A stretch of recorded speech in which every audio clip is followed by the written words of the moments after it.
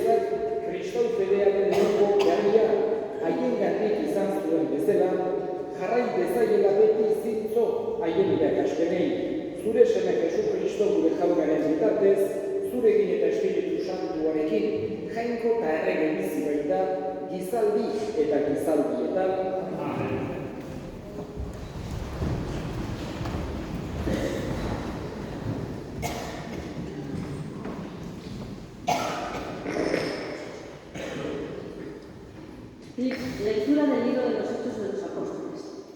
En aquellos días el rey Herodes se puso a perseguir a algunos miembros de la iglesia.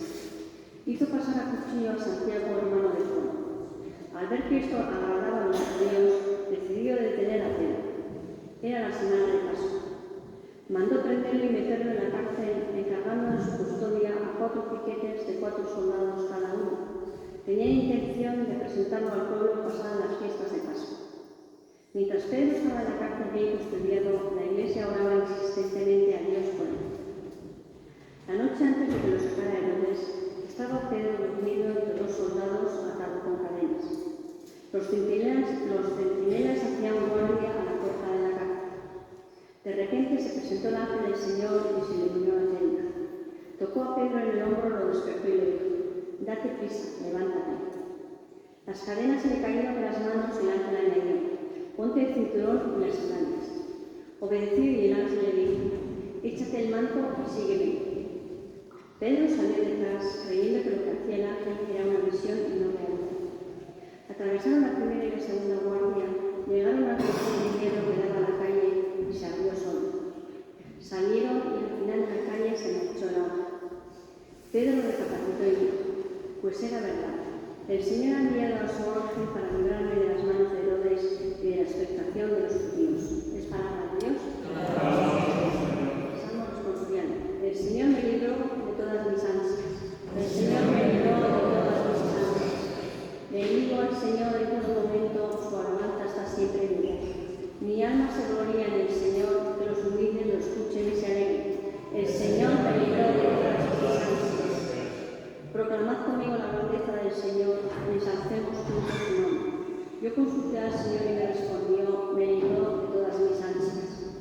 Señor me libró de todas mis ansias.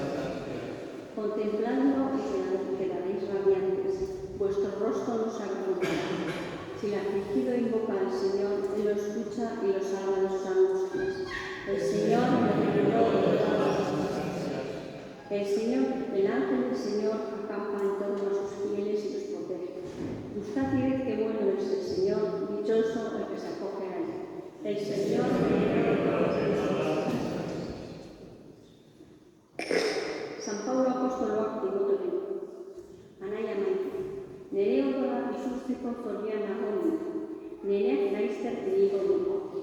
Urruka ona egin du, ibilan dira bukatu du, korde du sinismena. Orain prestaturik dago neretzat zuzintasunaren koroia, jaunak ertain ezutena egun hartan emango didana. Ez ordea neri bakarrik. Baita hemen etorrera maite duten guztiei ere. Zatozki lehen maite. Jauna nire alde nuen eta berak indatu nuen, berri ona osoa nire bidez zabal zedin eta herri guztien entzun izaten. Berak atera niruen lehioaren hautik. Jaunak aterako nau berriz ere gaiz guztietatik. Salbatuko nau bere zeru erreinua eraman. Berari aintzat izan di, amen. Jaunak esana?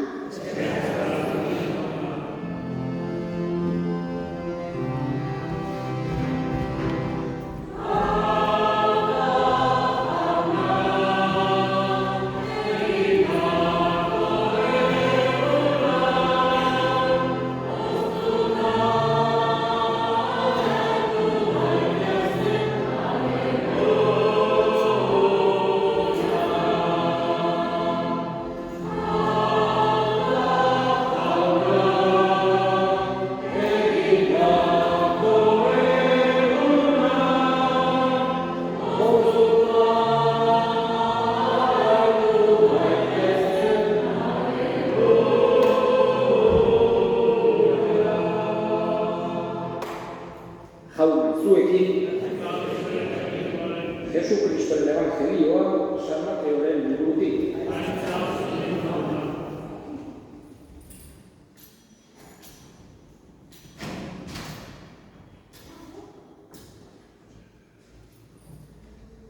Aldi hartan, Jesusek Filipoko Zesarea aldera etorri zelarik, honela galdetu zien bere ikasleei, gizonaren semea nor dela dio jendeak, eta haiek batzuek Joan Bataiatzailea dela, beste batzuek Elias, besteek Jeremias edo profetaren bat, Jesusek orduan, eta zuek nor naizela diozuen.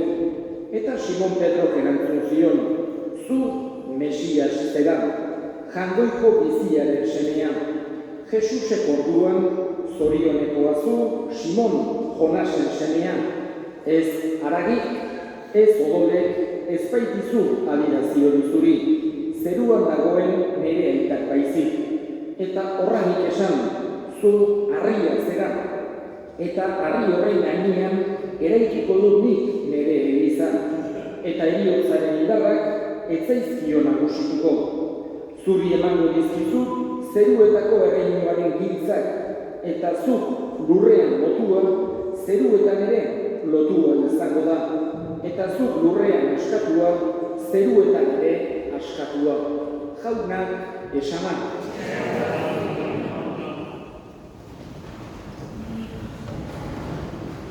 Gaurko analizak ospatzen ditu bi pertsonai ikaragarrizko garrantzia eduki zutenak kristautasunaren hasieran, San Pedro eta San Pablo hain zuzen ere.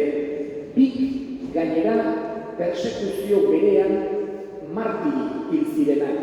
Horregatik elkarrekin ospatzen ditugu. Bik Erroman hil zituzten Neron enperadorearen garaian. Aurreneko esan genezake persekuzio sistematikoa izan duzela, gutxi gorabehera lehendikan ere beste persekuzio izan duzidan eta geroztik ere egon duzidan, baino edonek persekuzio nahiko gogorra eraman zuen edo burutu zuen kristauen kontra. Eta bertan martirin zituen Pedro eta Pablo. Gaur egun bik bakoitzak bere basilika dauka Erroman eta basilika nagusienetakoak ditugu. Badaude lau basilika nagusi kristautasunean, laurak Erroman daude, eta bata San Pedrona eta bestea San Pablona. Gero baita ere daude Santa Maria eta San Juanena. Horiek dira lau basilika nagusiak. Eta gaurkoan bik ospatzen ditugu, edo elizak bik ospatzen ditugu, baina guk beteluru bereziki San Pedro ospatzen dugu, gure zaindaria delako, eta gure eliza hementxe presiditzen duelako.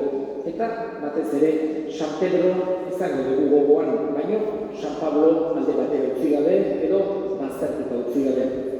Eta hain zuzen ere, pentsatu behar dugu, liburu santuetan eta oso bereziki evangelioan askotan agertzen zaizkigula metaforak eta simboloak. Eta horiek badute halako esanai berezi bat. Biblia osoan ikusi ditzazkegu metafora asko. Jesusek esaten digu, bera dela munduaren argia, edo aipatzen digu, izan behar dugula kristau munduaren gatza.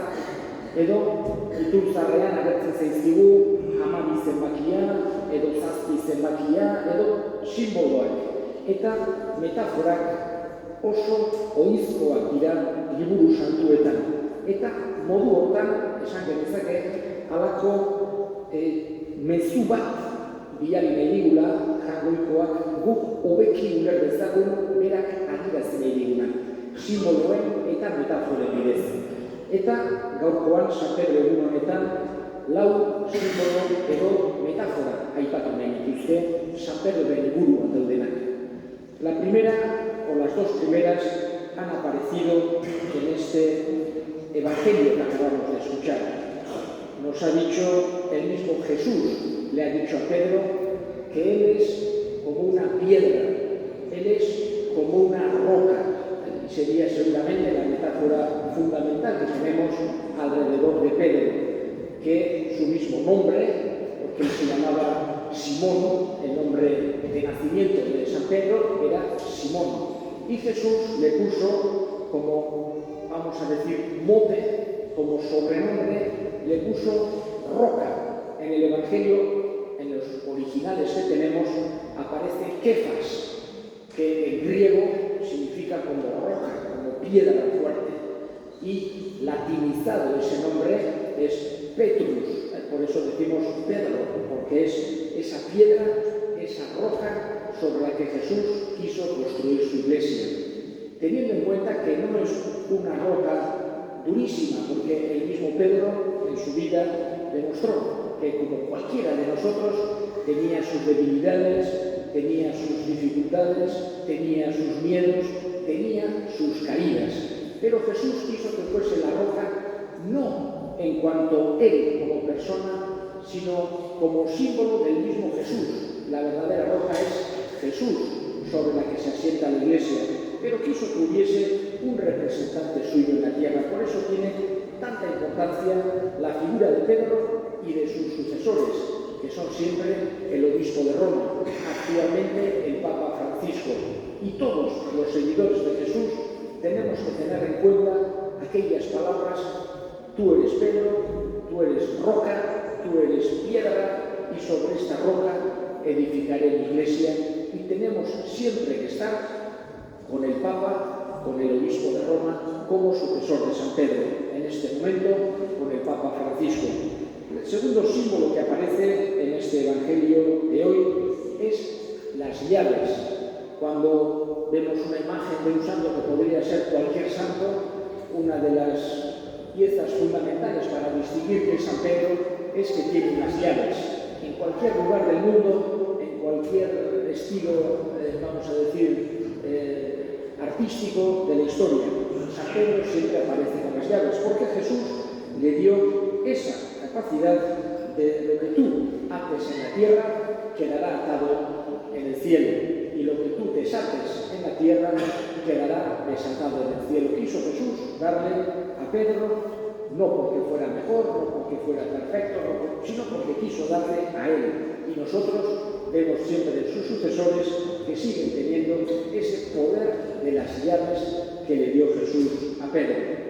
Otra imagen que aparece también para distinguir a Pedro suele ser la tiara, ese sombrero de papa. Antiguamente los papas se ponían la tiara en la cabeza, y nos recuerda también que San Pedro fue el primer papa. No vamos a decir como en las épocas de gran esplendor de los papas, porque fue un papa que tuvo que estar celebrando la misa escondidas, en catacumbas, perseguido, con dificultades, no tenía los palacios vaticanos o no tenía ningún otro lugar, pero no tenemos que olvidar que el Papa no es Papa por la grandeza humana, sino porque es el sucesor de Pedro. Y podría suceder en el futuro que hubiese un Papa que tuviese que estar escondido en un búnker bajo tierra, porque hay personas que sea.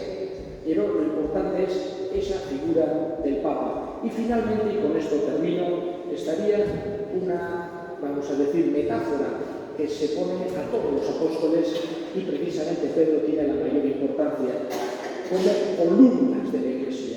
Que digo, Jesús asentar su Iglesia sobre la columna de los 12 apóstoles, aquellos 12 hombres que no eran, como decía antes, ni mejores ni peores que los demás, con sus dificultades, con sus pecados, con sus debilidades, pero quiso Jesús que fuese la columna sobre la que se asentase nuestra fe, porque ellos nos han transmitido lo que vieron, ellos nos han transmitido lo que vivieron, y además lo han sellado derramando su sangre. Eta horrek ikaragarrizko balio ematen dio haien testigutzari. Odola isuri dutelako egiaztatzeko, bere guztia eman dutelako hori egia dela aitortzeko.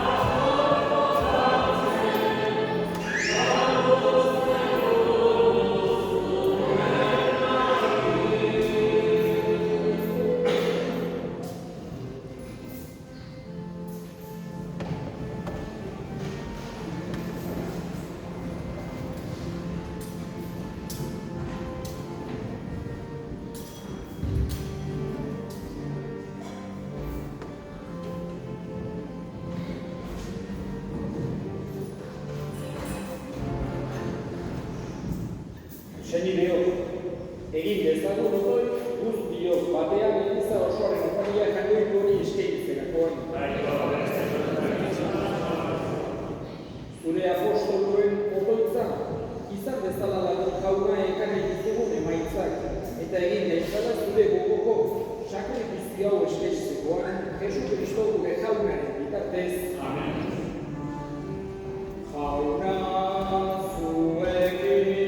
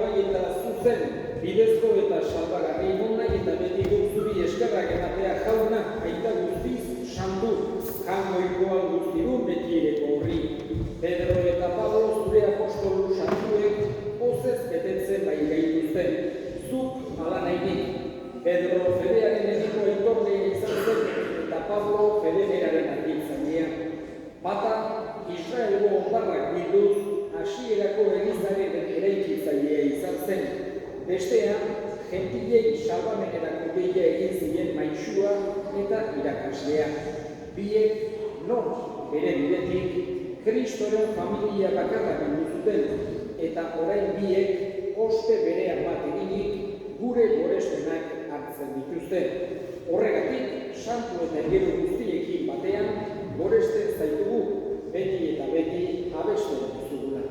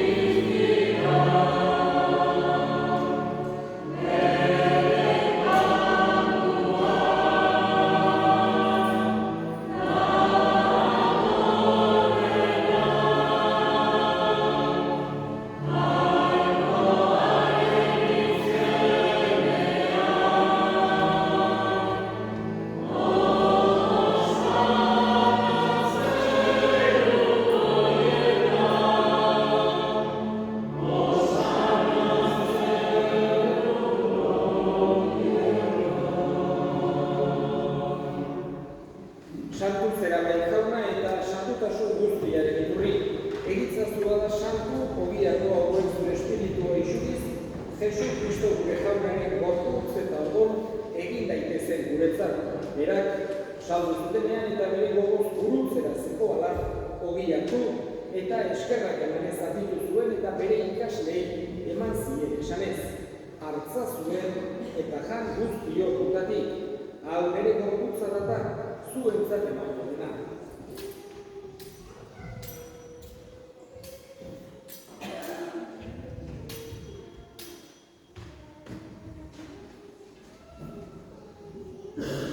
Era berean, afalondoan, kaliz harturik berriz ere eskerrak emanez bere ikaslei eman zien esanez.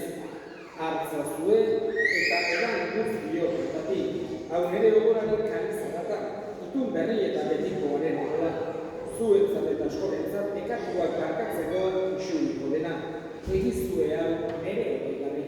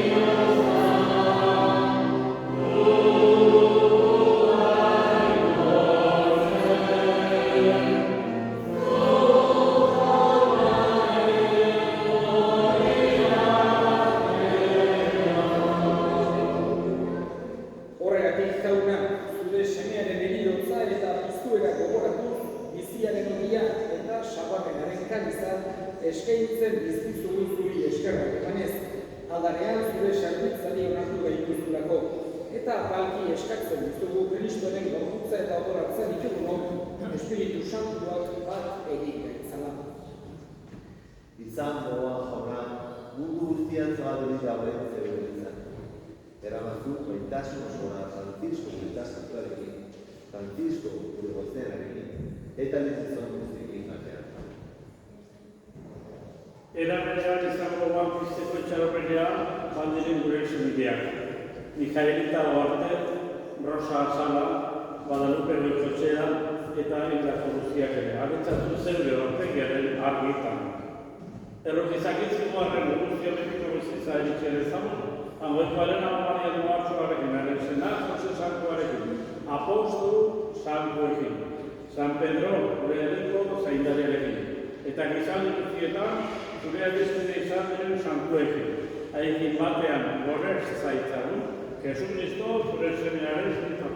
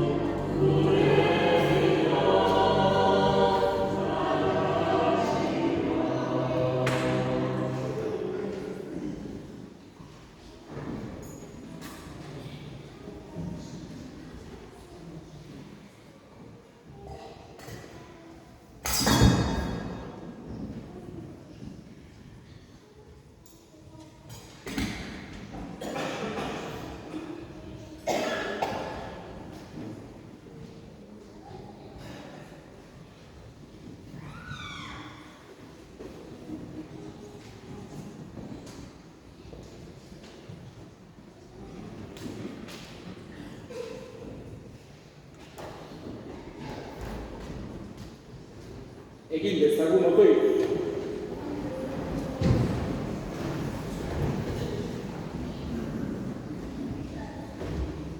Sakramentu honen bidez, indar berritu gaituzu noi jauna, emai duzu lehenengo kristauen antzera bizitzea elizan, ogia zatitzean, eta apostoluen irakaspenetan zintzo iraunez, bihotz bat eta harima bat izan gaitezen zure maitasunak sendoturik.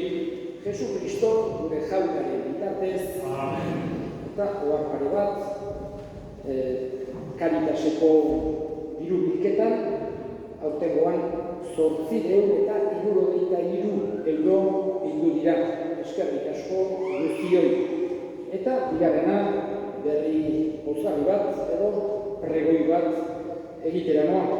Datorren astean, Jainko Alagun, ezkonduko dira Gorraizko San Esteban parrokian, gure parrokiko alaba den Amagoia Eietxea bere da, Miguel eta Maria Jesusen alaba, Javier Urrizelki Borborinosekin, Jose Ramon eta Maria Visitazionen semea. Ez zorionak, biei, felicidades, eta eskatzen diegu Jangoikoari oso zoriontsu izan daitezela bik. Eta denok oso San Pedro egun hona pasa dezazuela eta festa alaitasunean eta elkartasunean bizitzeko aukera izan dezakula denok. Jauna zuekin, eta zaintzatela guztia dunak aitak eta semeak eta Espiritu Santuak zoazte jaunaren bakean.